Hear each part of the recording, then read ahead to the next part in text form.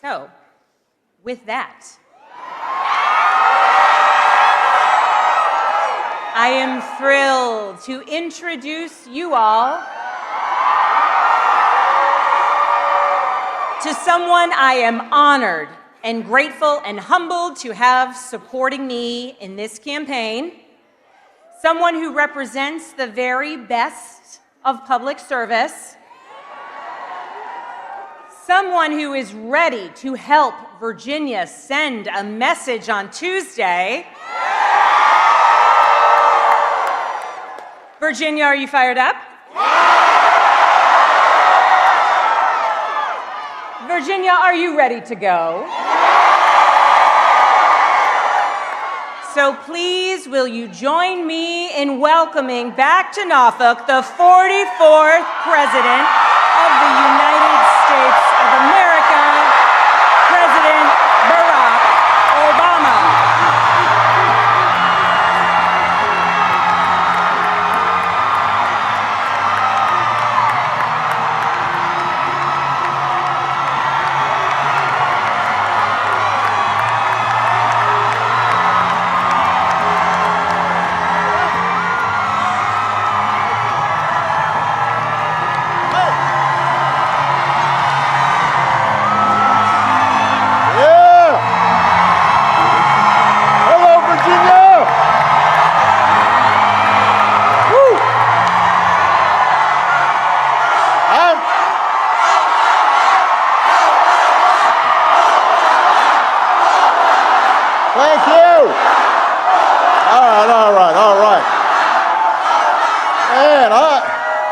I'm fired up too.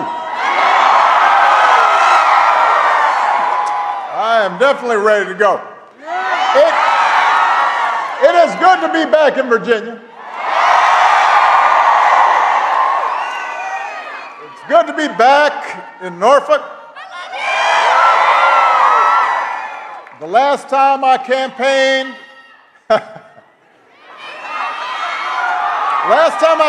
in Hampton Roads, I was running for re-election. And I know I have not aged a bit.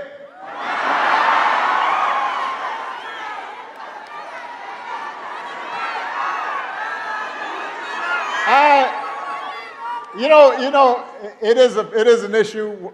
You know you've been around a long time when you're in a photo line and some tall guy, with a beard comes up and you're taking a picture. What's your name? And then pulls out.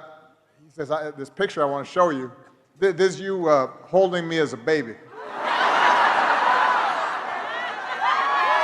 And you're all, "Oh man, really?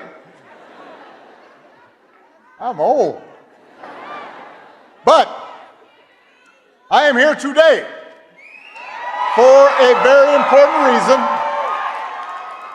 I am here to ask you to vote for the next governor of Virginia, Abigail Spanberger.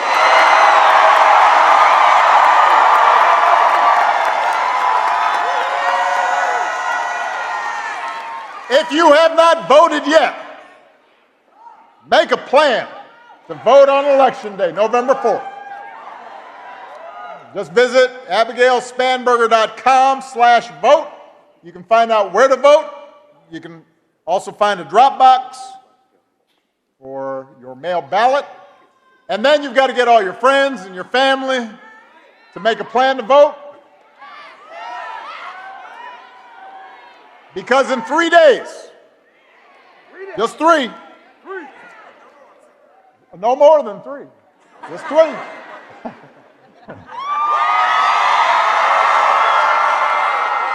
In 3 days, we have a chance to elect a leader who will help build a better, stronger, brighter future for Virginia.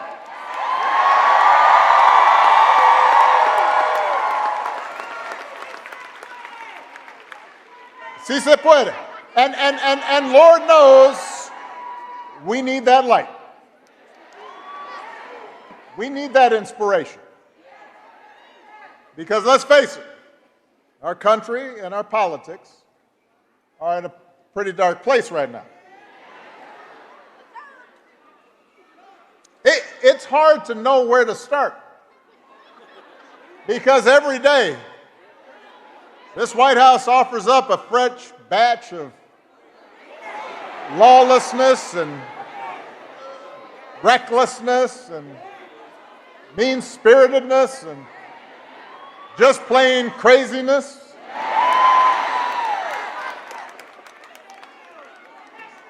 We got a president who thinks it's okay to use the Justice Department to go after his political opponents. Hey, wait, don't boo. Vote. They don't hear boos, they hear votes. So we've got a president who replaces career prosecutors with loyalists who will do what he wants, and now he's telling them what he wants is for them to hand over millions of taxpayer dollars that he had to pay in expenses for previously violating the law. We've got a commander-in-chief who fires decorated officers because he thinks they might be more loyal to the Constitution than they are to him.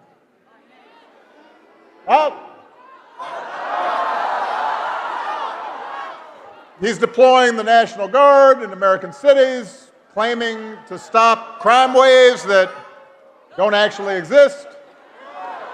We've got masked ICE agents pulling up in unmarked vans and grabbing people, including U.S. citizens, off the streets on the suspicion that they don't look like real Americans. We've got an HHS secretary who opposes proven science and promotes quack medicine. A top White House aide who calls Democrats, the whole party, domestic extremists. We've got some poor labor economists who got fired for accurately reporting bad jobs numbers that the president didn't like. I mean, it's like every day is Halloween.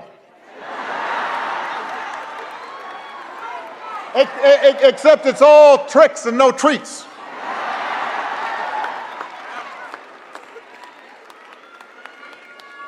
And here's the thing. It's not as if we didn't see some of this coming. I will admit it's worse than even I expected, but I did warn y'all. I did. You can run the tape. And by the way, he warned you too, because he said what he was going to do. But the fact is, there were plenty of people who voted for Trump and the Republicans anyway. And it wasn't because they wanted to give up the right to free speech or see our public health systems torn down, but because they were understandably frustrated with inflation and gas prices and the difficulty of affording a home and worries about their children's future, and so they were willing to take a chance. Now, 9 months later, you got to ask yourself, has any of that gotten better? Is the economy working better for you? Because it sure has gotten better for Trump and his family. You know, since he's been in office, the whole crypto business and other ventures have made hundreds of millions of dollars, including from foreign nationals and rich folks investing because they want to stay in the president's good graces. The economy has been really good for some of Trump's billionaire pals and for finance bros and well-connected corporations who've seen their tax bills go down and don't have to worry about all these pesky regulators anymore. But for ordinary families, costs haven't gone down, they've gone up, partly thanks to this shambolic tariff policy. Young people trying to get a start in life are having a tougher time than ever finding a job. Entry-level hiring is down 16% from last year. Hundreds of thousands of federal employees, including a lot of people here in Virginia have lost their jobs to pay for those billionaire tax cuts. We're talking about people who have dedicated their lives to public service, who make the country work. Healthcare premiums for millions of people are about to double or even triple next year. Meanwhile, the government is shut down, and the Republicans who currently are in charge of Congress, they're not even pretending to solve the problem. They have not even been showing up to work. Not in session. Where are you? What are you doing? And as for the president, he has been focused on critical issues like paving over the Rose Garden so folks don't get mud on their shoes, and gold plating the Oval Office and building a $300 million ballroom. So Virginia, here's the good news. If you can't visit a doctor, don't worry. He will save you a dance. And if you don't get an invitation to the next White House shindig, you can always watch the festivities and all the beautiful people on Truth Social.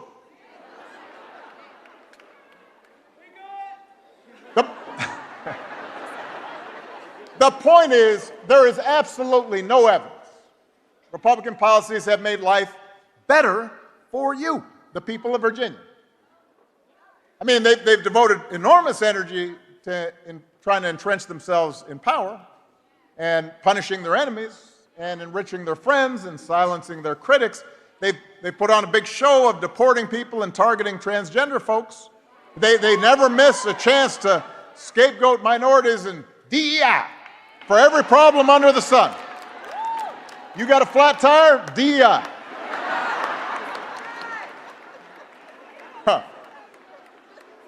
Wife mad at you? DEI.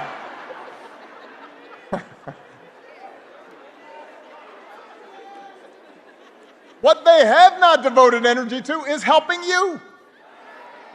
They have not put forward serious proposals to lower housing costs or make groceries more affordable. They haven't improved our schools. They haven't made health care more accessible. They haven't shortened your commute or prepared young people for the future where AI might take their job. And all the nonsense we see on the news every day, the over-the-top rhetoric, the fabricated conspiracies, the weird videos of a U.S. president with a crown on his head flying a fighter jet and dumping poop on protesting citizens. All of that is designed to distract you from the fact that your situation has not gotten better. They do it so you won't notice that while they're helping the wealthiest, most powerful people in the country consolidate more wealth and more power, your bills are still going up. And you're waiting longer at airports because there aren't enough air traffic controllers. And the program helping your kid with special needs was just gutted. So that is what's happening. And the good news is there's something you can do about it. Right here, right now. Because you've got a candidate for governor who's got a track record of getting stuff done. Somebody who sees you and has been with you and knows your struggles and will fight for you every single day. Virginia, it's time to point America in a better direction by electing Abigail Spanberger as your next governor.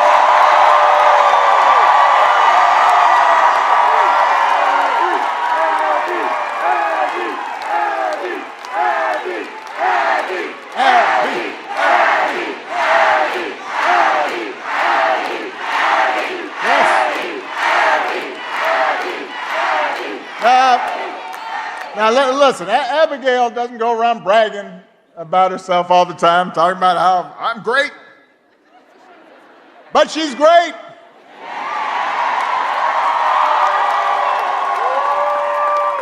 As a former federal law enforcement officer, as a CIA case officer working on counterterrorism, she knows what it takes to keep communities safe. As the mom of 3 kids in Virginia public schools, you know she cares about helping every child and helping every teacher succeed. As a member of Congress, she was a workhorse, not a show horse, fighting to lower prescription drug costs, giving veterans the support they deserve. Abigail does not just say the right thing. As your governor, she will do the right thing.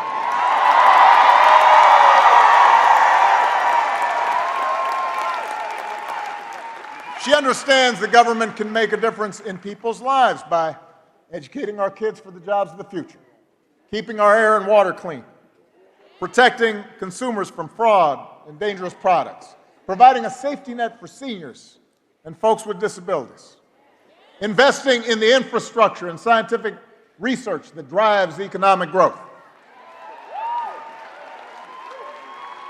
But Abby also knows that good intentions aren't enough.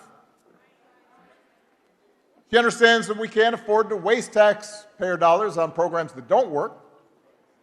And she understands that instead of just trying to tear government down, it's her job to make it work better. So Abigail has real, practical plans to grow the economy and strengthen Virginia's schools and lower the cost of everything from housing to health care to energy.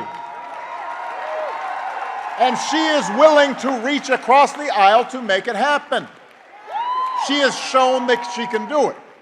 Abigail is ranked as the most bipartisan member of Congress from the Commonwealth.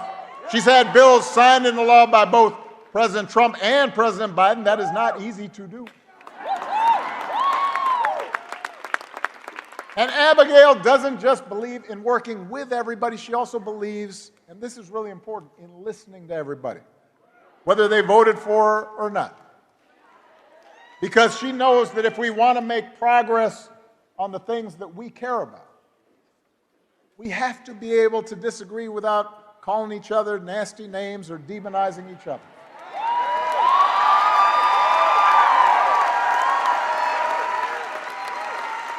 So at a time when our politics feels broken, we need desperately leaders like Abigail, but public servants who are in it for the right reasons and are focused on the future, and who will always stay connected to the people they were elected to serve. Now, her opponent, not so much.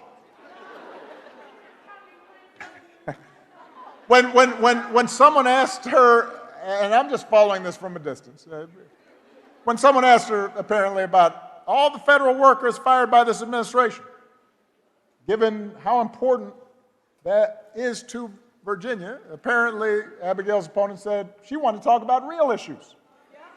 Didn't understand why these job cuts are, quote, a huge thing.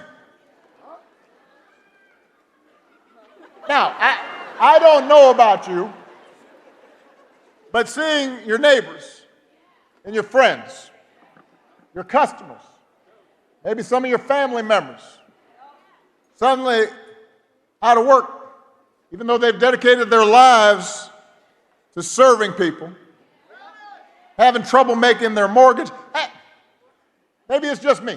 Seems like a pretty big thing to me, pretty huge.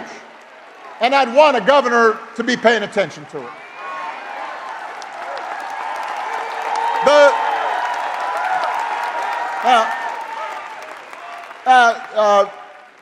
Abigail's opponent does seem to care a lot about what Trump and his cronies are doing. And she's praised the Republican tax law that would raise the cost of health care and housing and energy here in Virginia.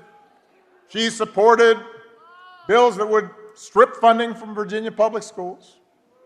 She says she's morally opposed to protecting reproductive rights, says she will do everything in her power to cut off access to abortion.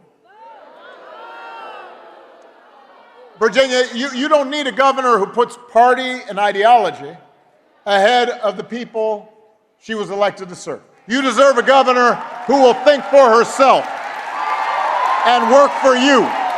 A governor who will create jobs and not cut them, and who will lower costs instead of raising them, and who will bring people together instead of dividing them, and who will do what's right for the people of Virginia, no matter what anybody in Washington thinks.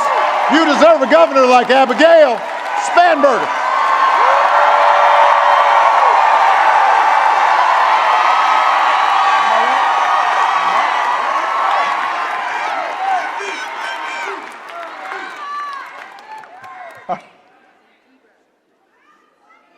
Because I'm going to bring it down here for a second.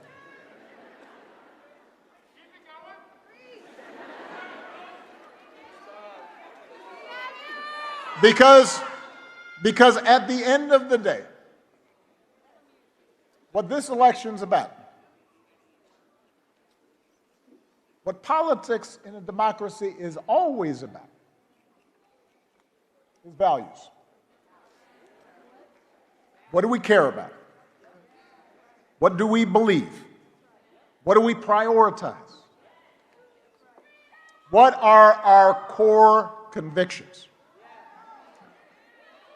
You know, a lot of people have asked me lately whether I'm surprised by the direction the country's taken. And even though I am the hope and change guy,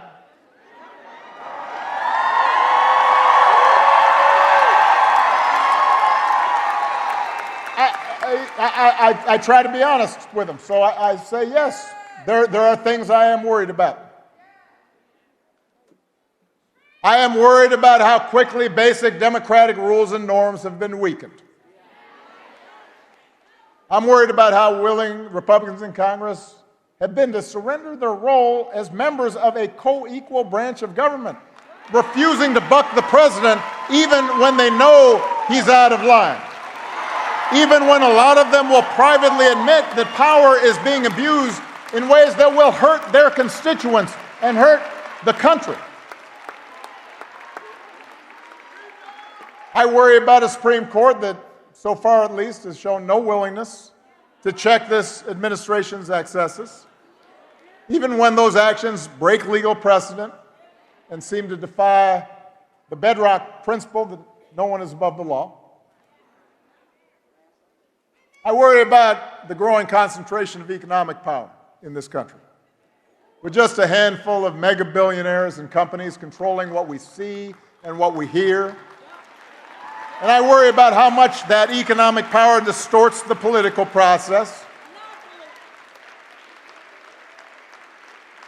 I worry about how readily not just business leaders, but others with influence in law firms and universities have been willing to bend the knee to this president's autocratic impulses to avoid retribution or protect profits or simply to avoid controversy. And I worry sometimes how we've come to accept this as normal. But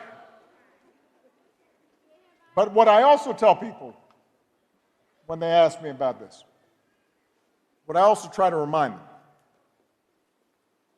is that America's always had competing stories about who we are and what this nation stands for. The first story says, we the people, just means some of us.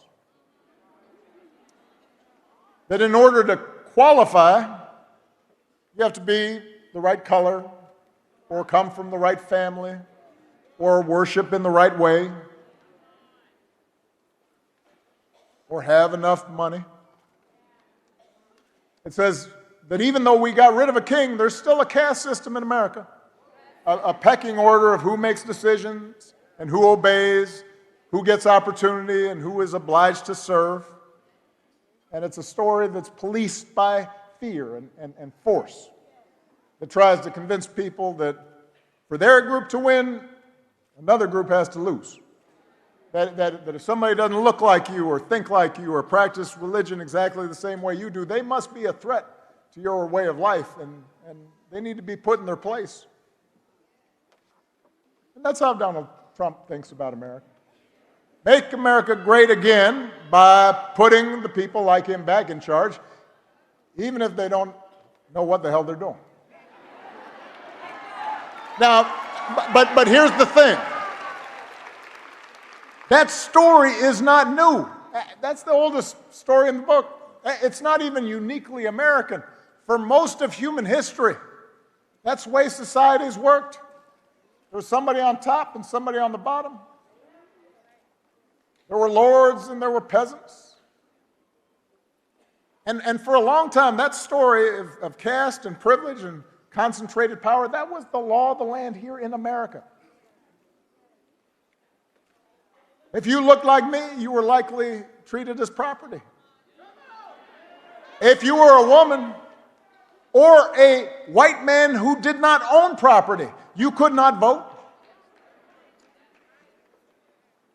For a long time, if you were an Irish or Italian immigrant, we're not hiring.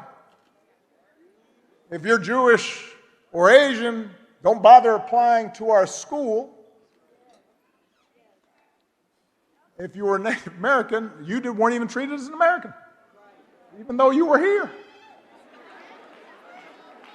But from the very start, there was another story, born of this nation's true revolutionary spirit.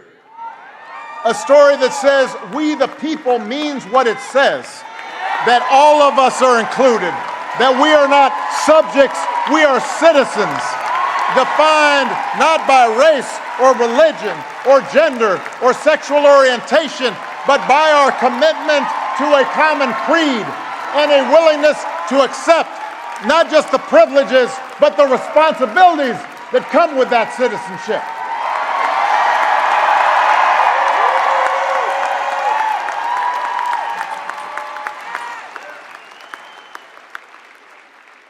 That's what made the American experiment unique. That's what made us special. And through generations of struggle and sacrifice, through the faith of abolitionists and the struggle of suffragists, through a civil war and civil rights protests, through union organizing drives and government reforms and investment in public education, we moved closer to those founding ideas. And in the process, we inspired the world. And that's the story I believe in, Virginia.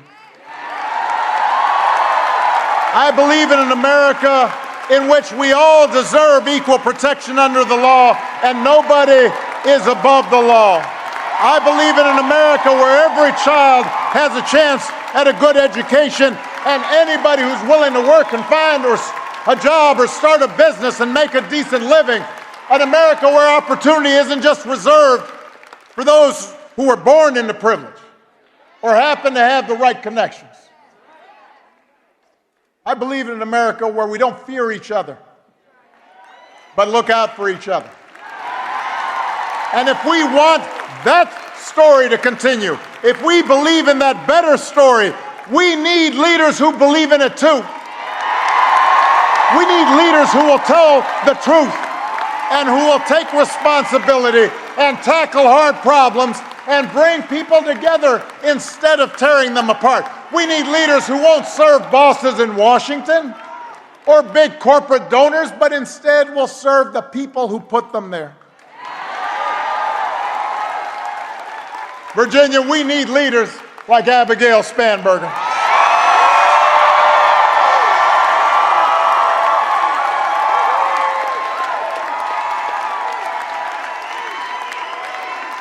But here's the thing. As good as Abigail is, she can't do it alone. Because the truth is, all of us are being tested right now. Trump and the Republicans, they want you to think it's part of their story that things only happen from the top down. That a few people in power make decisions, and the rest of us have to live with the consequences. But real change has always come from the bottom up. From ordinary folks who look around and say, we can do better, and then join together to make change happen. So it's up to us as citizens to stand up for the values we hold dear. If we want a country that believes in free speech and the rule of law, then we have to fight for it, even when it's hard or inconvenient. If we are opposed to violence against people we disagree with or who look a certain way, then we have to speak out when those values are violated. If we believe in honesty and hard work and treating other people the way we want to be treated, then we have to model it in our own lives, in our workplaces, in our schools, our neighborhoods, our places of worship. And if we want a government that is responsive and honest, that works for the many and not just the few, then we have to get out there and vote for it.